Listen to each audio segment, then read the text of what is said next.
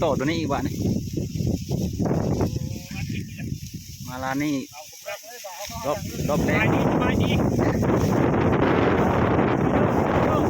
ทุกเนี่ยพี่น้องเลย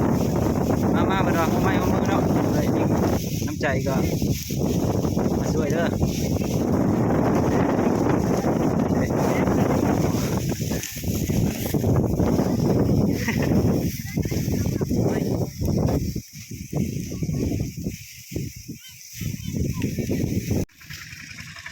เฮ็ดลุยบ้านนี่ลุยโตรับสีมือเนาะขับรถกันเนาะ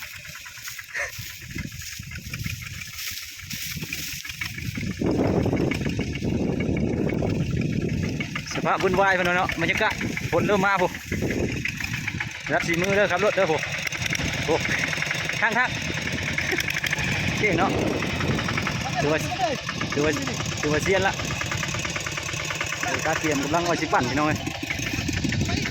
แล้วยังหันสิมานี่ต่อเนาะข้าวฝนเนี่ยพี่น้องเลยมาส่งกำลังคิดกำลังใจมาช่วยหน่อยเด้อเดินทางไกลก็ส่งใจส่งอย่างมากได้เนาะ